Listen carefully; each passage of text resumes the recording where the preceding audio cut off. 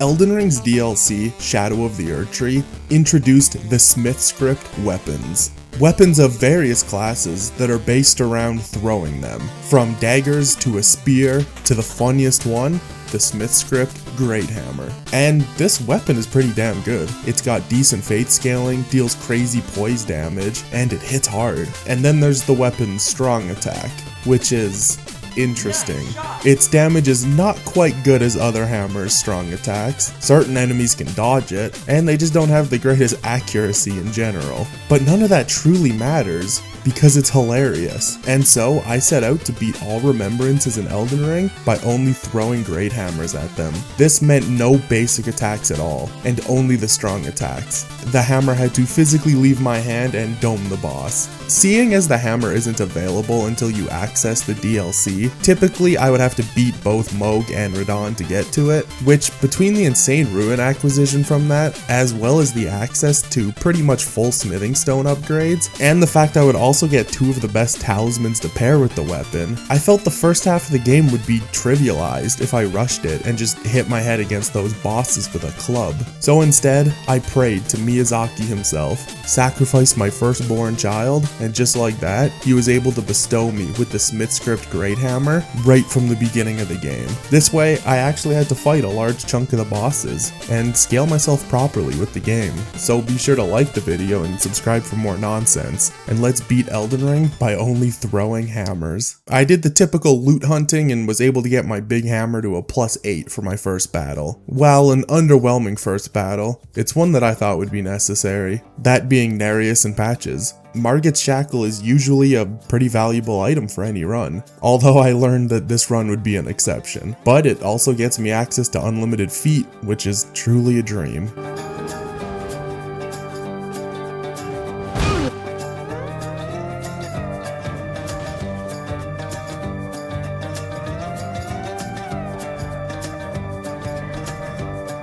Next, I was able to get a sneaky way to kill Grail for some early game dough. I smacked the Scarab in Liurnia for the Ash of War Hoarfrost Stomp. This gave me the ability to infuse my hammer with freeze buildup, and then I just had to commit a bit of time to freezing Grail to death.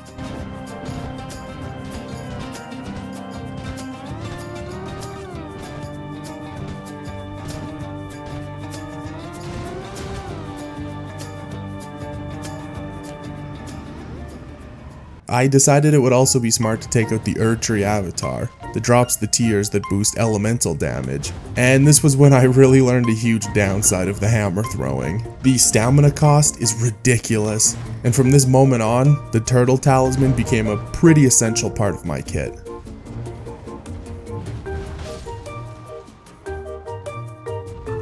But it was time for Margit. The first attempt was underwhelming when it came to damage, and I learned that I can't use the Axe Talisman or the Charge Attack tier for this, so I decided to infuse it with Cold and get value out of Frost over raw damage. And the attempt went smooth enough. I traded a couple times when he did his fun little dagger throw, but other than that, Margit is easy enough to punish, as long as I was using tap R2s instead of charging it. Especially since I had to make sure I had the stamina left over in case of Giga Combo.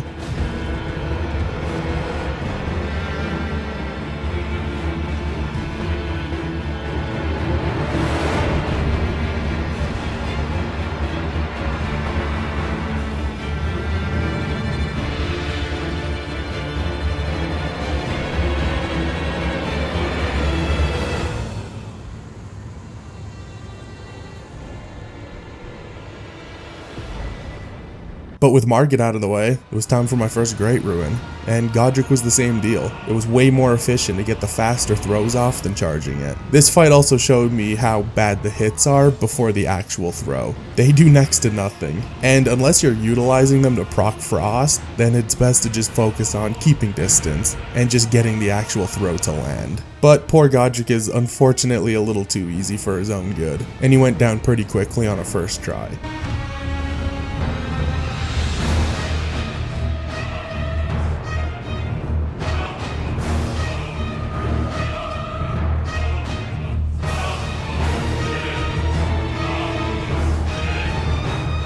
Dog shit.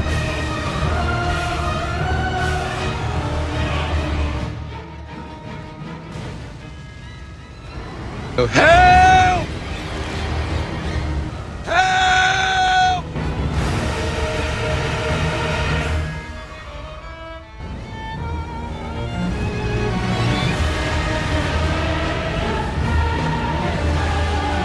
And with that, I got one of the best buffs in the entire game, with Godric's Great Ruin. Second Great Ruin of choice was Raya Lucaria, as I felt given my weapon scaling, Renala was the safest option. What I failed to consider was the ADHD crack-fueled dog jumping around, and how much of a pain throwing a hammer at it would be. I ended up getting every hit off by just trading with it, and with a small enough health pool, it was still easy enough, just a bit of a pain.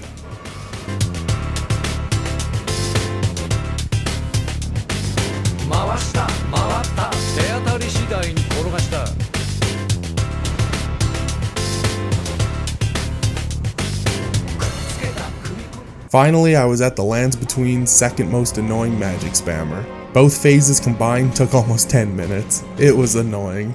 But given my damage and smaller health pool, it still felt like the safer option.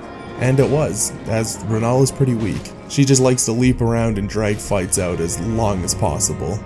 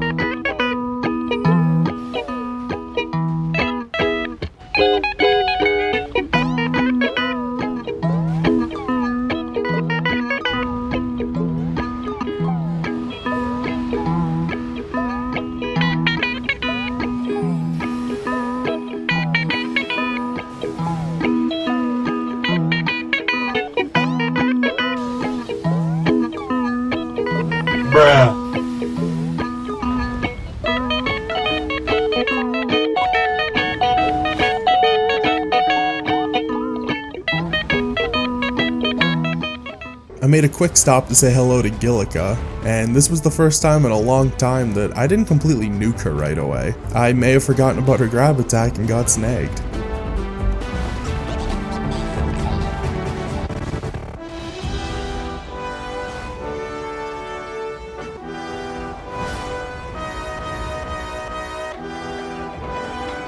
It was a nice reminder that this run would play out quite a bit different than a run where you min-max damage. But with the Ritual Sword Talisman acquired, I made my way into Lanedale. I made a stop at the Fortified Manor for some stones, and more importantly, the Sanctified Wet Blade for some holy damage infusion, as there's specifically one boss this becomes incredible for.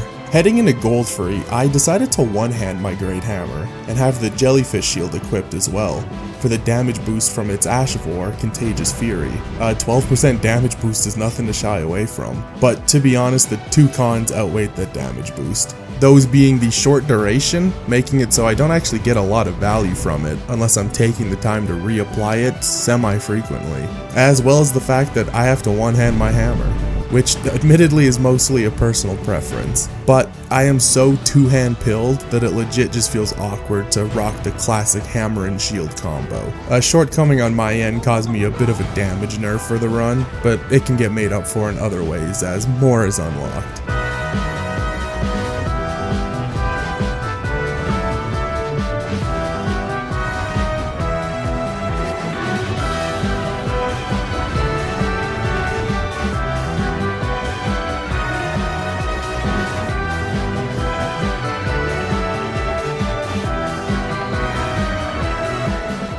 With the Grace Before Morgott unlocked, as well as all 4 talisman pouches, I decided I wanted to knock out a good chunk of business before taking on Morgott and heading to the mountaintops. So first on the checklist was getting to Ranni, for Astel later on. I think the opening moments of the Loretta Spirit fight acts as a wonderful example of how annoying the fully charged hammer throw can be. Missing is one thing, but missing then having 0 stamina and just having to get minked by Loretta is so frustrating. And the only thing more frustrating is the fact that my dumbass keeps committing to the dream of charged attacks for the rest of the run.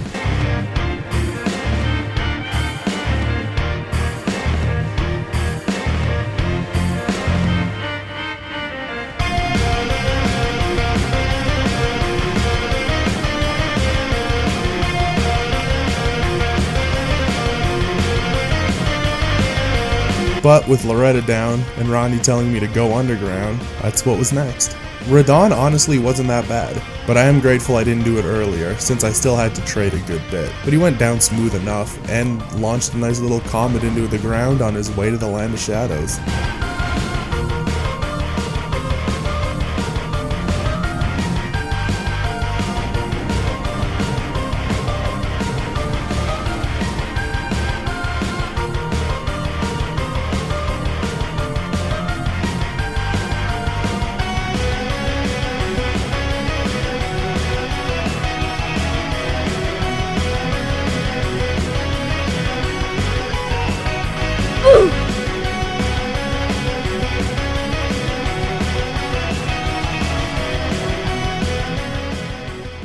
I decided to just take out the Remembrance Moose on my way through Ronnie's quest, since it's never too difficult of a boss fight, and even though it can be hoppy, it still went down without much of a chance.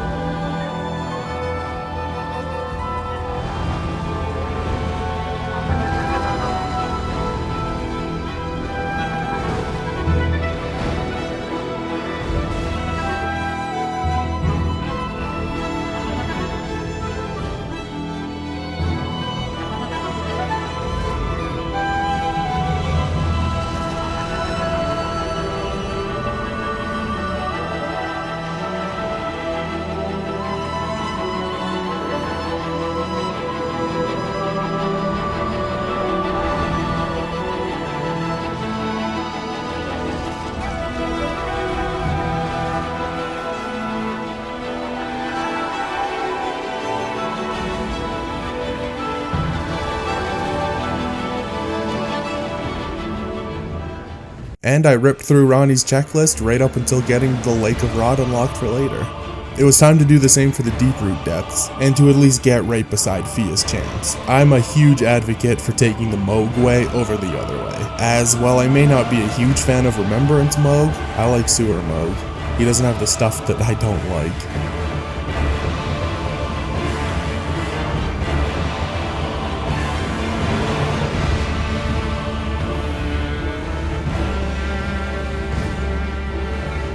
We threw down in a pretty fun fight, and I got met with this. Yeah, my order of operations was not how I usually rock the game, and I forgot this is blocked by Morgott still being alive. So it was time to take out Morgott, and it was a really fun fight. Morgott can be a great fight, and he can be a pain in the ass, depending on what you're doing. But this challenge turned out to be surprisingly fun.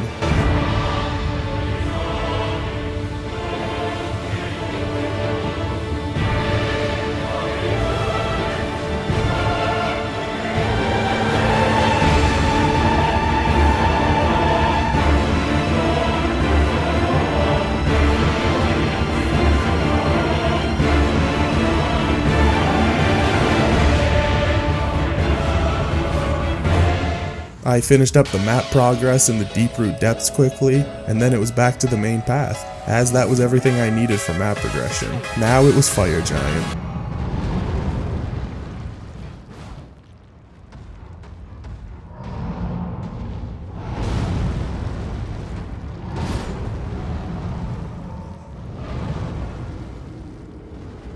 My first attempt I got sniped by his firebending ass, but was able to take him out on a second go, which is pretty typical for the big man. Never overwhelming, but he can catch you lacking pretty quickly.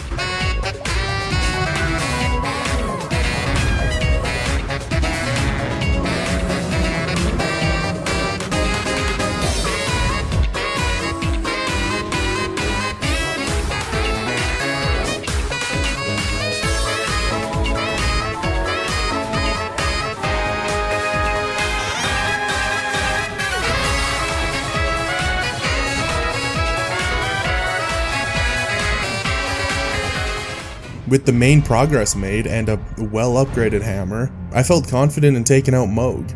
And he went well. The distance he naturally makes with a lot of his phase 2 attacks gave me good openings to chuck my hammer at him.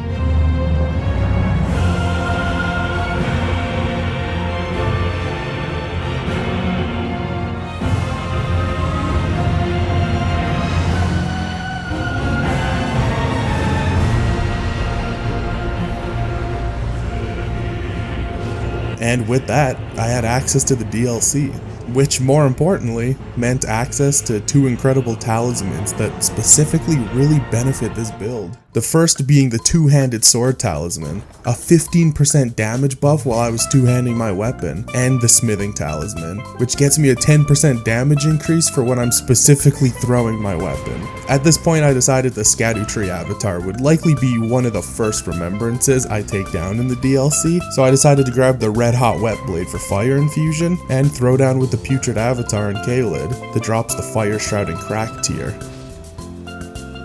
The Fire Scorpion charm to swap out for the boss's weak to fire, and the Flame of the Redmane's Ash of War, since it's the easiest one to get that allows for the fire infusion.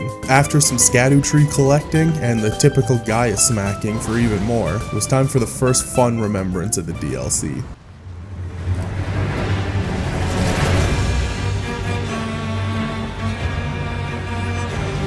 Let's fucking go!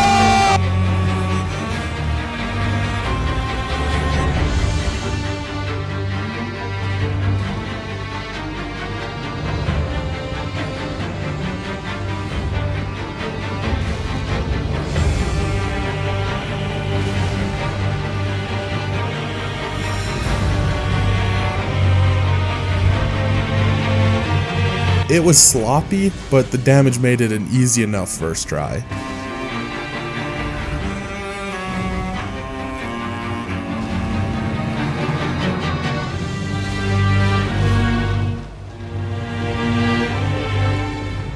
I made some big map progress, went around and took out the hippos around the map, and only had one fraudulent death, that being to the one in Shadow Keep.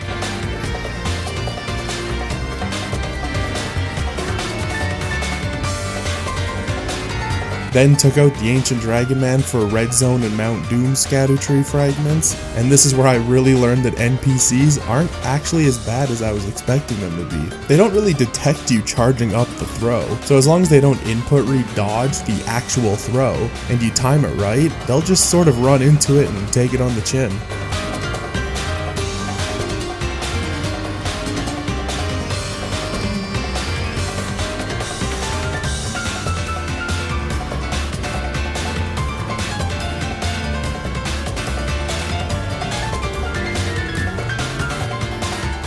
With him dead and the fragments snagged, it was time for Putrescent Knight. The Holy Infusion and the Tear as well gave me some really solid damage. So although I wasn't spoiled with punish opportunities, the fight wasn't too long, and that was another remembrance acquired.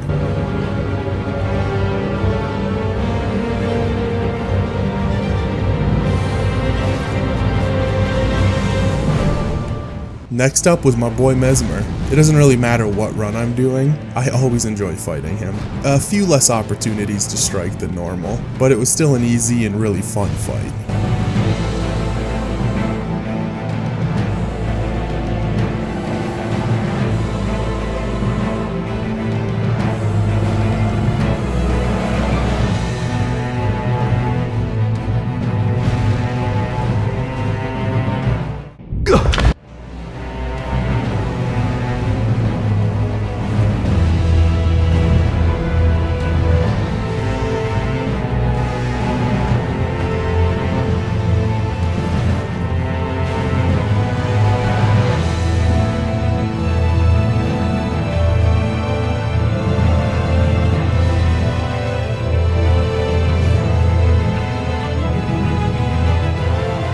I decided to progress a little more before going back to clean up a lot of the main game, so I took out Romina, who was a pain in the ass.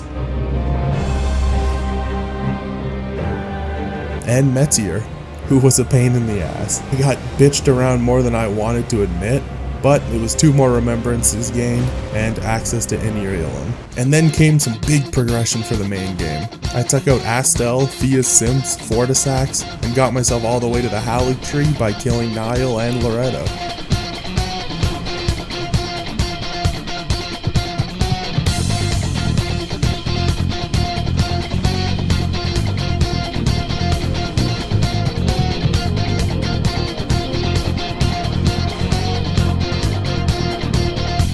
It's not a game, I'm not a robot, and I'm challenging you.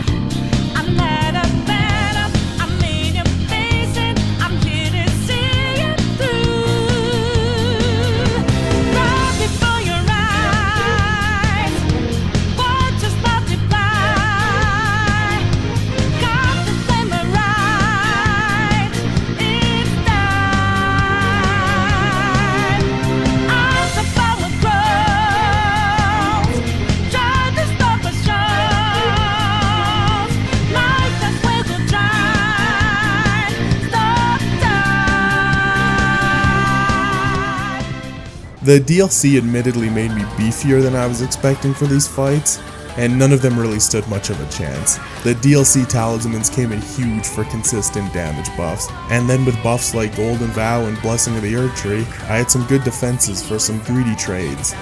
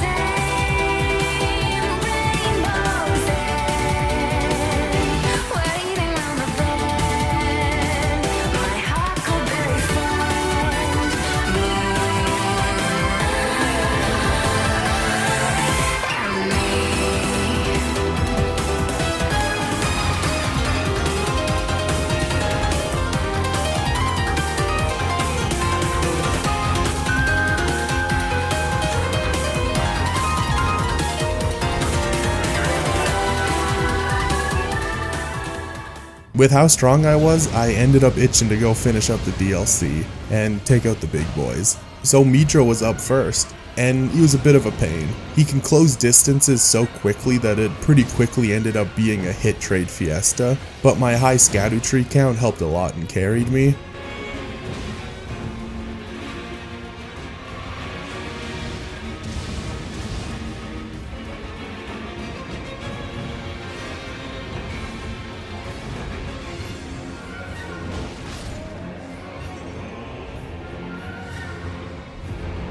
And I was a little too skidooed for Rolana and Dancing Lion.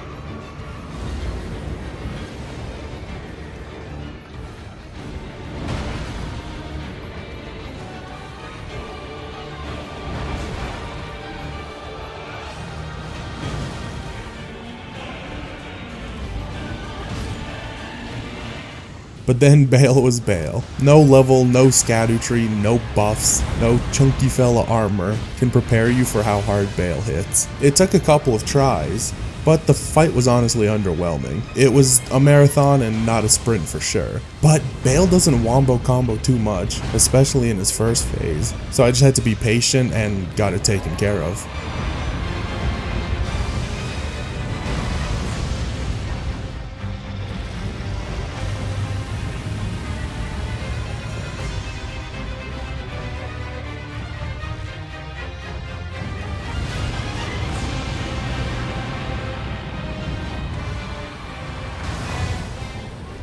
And now, the NPC Fight of Doom. Yeah, you're damn right I summoned my Reduvia spamming brother for this. Right off the bat I was miserable. The removal of Godric's Great Ruin put me into heavy load, Dane throws rings like a bitch, and Reduvia bro is really not all he's cracked up to be, and the first attempt ended in sadness.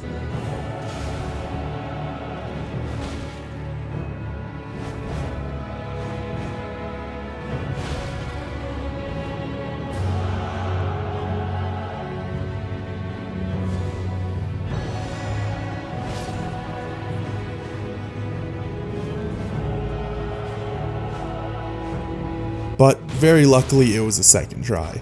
I don't have the mental for Leda over and over again, so I'm happy it was over with.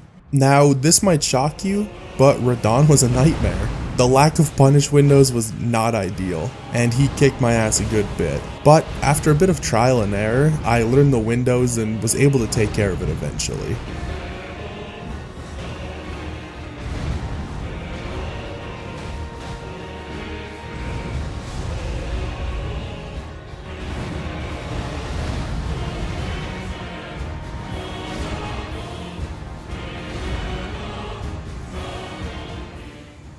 And with that, the DLC was done, and it was time to get to the foot of the Erd Tree.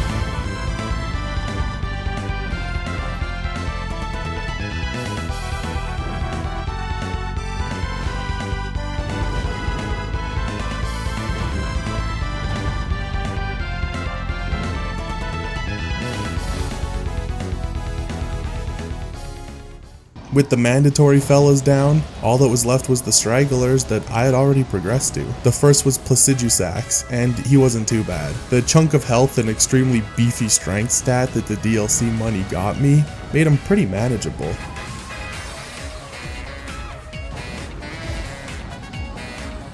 And the same was with Rykard. His giant health pool made it so Frost was pretty mandatory, and it chunked him down nicely.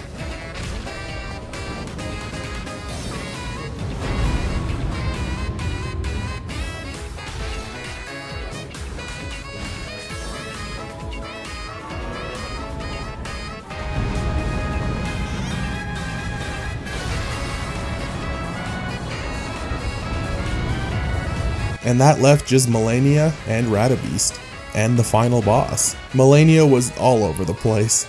Sometimes she was dodging, other times she just face tanked it. But I have to take this time to say that I refuse to hear waterfowl slander when this stupid ass kick exists. This kick is ass. It just guarantees her a health regen. I hate it. And this run specifically, her kick was an absolute nightmare. Other than that though, she went well. Pretty much any melee weapon, no matter what restrictions, I find her to be a fun fight. And this was no exception.